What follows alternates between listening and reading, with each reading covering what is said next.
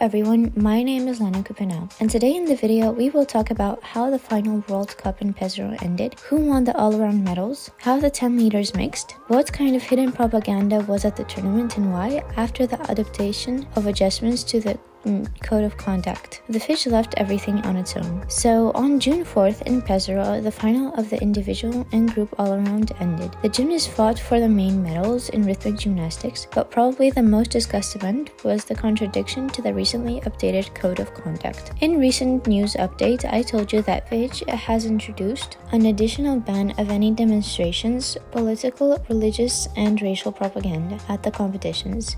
And literally here at the tournament, under the auspices of FIGE, controversial propaganda took place, and everything would be fine if gymnasts from Russia and Belarus performed at the tournament. But it turns out that Ukraine can fight for peace and freedom at the tournament, while other gymnasts cannot compete for their country at the competitions, as this is prohibited for political reasons, very much like double standards. For those who are not in the know, at the tournament in Pesaro, the organizers created a photo zone in support of Ukraine in blue and yellow colors. The organizers of the competition released a special merch also in support of Ukraine, and an event was organized as part of the tournament to record videos and post them on the internet in support of peace. And not a word about the fact that gymnasts from Russia and Belarus could not perform. Of course, there were no direct calls about military operations and who was to blame. Perhaps that's why the FIGE doesn't think it's propaganda. But I would think so if the gymnasts from Russia and Belarus performed here. And I have nothing against the flag,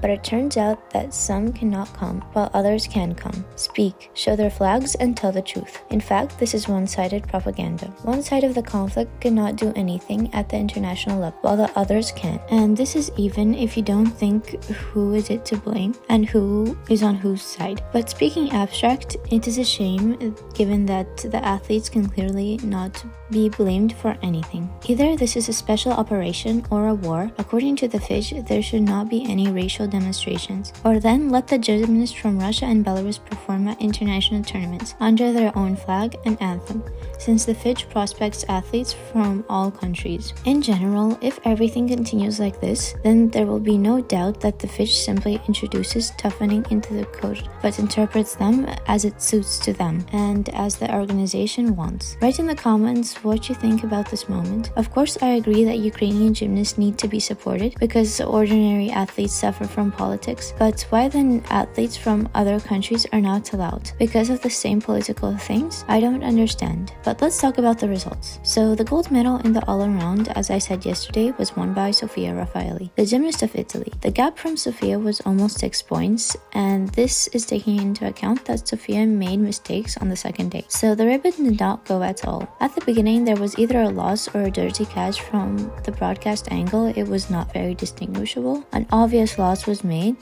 and at the end, Sofia was completely tangled in the ribbon. Silver was won by Milena Baldassari, just like after the first day. On the second day, Milena did not manage to perform her routines clearly. Losses were made in both clubs and in the ribbon. Bronze was won by the Bulgarian gymnast Stiliana Nikolova, but Stiliana went up in the rankings a lot after the second day. We can already say that this was similar to her level of performance, although there were some mistakes. While Stiliana clearly lacked stability in performance, so a loss was made in the ribbon, and there was also a run for the aparatus. Well, another moment that surprised me, as I understood it, it was a mastery with the ribbon in her teeth. Is this something that I missed, or is it something new in the routine? But it looks really cool. The fourth place was taken by the gymnast of Uzbekistan, Takmina Akromova. Takmina is probably one of the few gymnasts who more or less evenly passed all 4 routines, and Dilshana Taneva, the gymnast of Kazakhstan, had inaccuracies, but in general without big losses. Also can be attributed here. The 6th place was taken by Katerina Vinyaneva, and Katya moved up by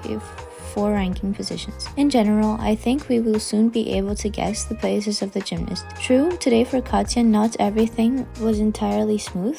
In the ribbon, she tied a knot, but she quickly oriented herself and untied it. The experience is immediately visible. By the way, the gaps among the dozens of leaders, with the exception of Sofia, are quite small. So the 7th place, with a margin of several tenths, was taken by Margarita Kolosov. the gymnast of Germany, the one who after the first day was on the third line. The clubs again did not work out well as we would like. There was a run after the apartus, and as a result, most likely a risk was not performed. At the end, Margarita was clearly upset. I would describe this movement as, damn it, again, these clubs did not work out. For those who do not remember, in the past tournament, it was the routine with clubs in which Rita made a loss, which also lowered her from the top positions. 8th place was taken by Victorina Bryanka, a Ukrainian gymnast. I really liked Vika's clubs. She passed the exercise relatively cleanly and confidently. There was dirt and a loss on the ribbon, but in general, this is a very good result, given that Vika has not competed for a long time. When everything is worked out and the difficulty is raised to maximum, then I think Vika can fight for medals. The 9th place was taken by Elizaveta Postinaya from Latvia, and Andrea Verdes from Romania rounded the top 10. In general, both these have long been familiar gymnasts who often close the top 10. As a result, as we said yesterday, the top 10 gymnasts have noticeably changed positions. Many gymnasts have completely disappeared from the top 10, and others have come to replace them. And this means that the competition in the middle ranks, if you can call them this, is still fierce. And only with gold at this tournament there was no question. But I think in some separate events there will be intrigue for the gold medal. As practice has shown, Sofia can drop, and this is a chance for others to pick up lost points. Well, in the finals of the all-around, the groups as a whole did not turn out to be very diverse, so the first two places remained the same as they were after the first day. The Italian team won gold by over just 6 points. The Bulgarian team won silver medals, but the bronze was won by the Chinese gymnast, whom I admired so much yesterday. And as you can see, the girls showed a good performance on the second day and won World Cup medals. Just like that, quietly, China has pulled up itself at the world level. If only the individual gymnasts were also present at such high level, it would also be cool to look at them and cheer. After all, this seems to me some kind of other gymnastics and is clearly not familiar yet. Well, the finals are ahead of us. We will definitely meet on the channel to discuss everything in detail. Well, for today, that's all. Remember that I love you all very much, and bye bye.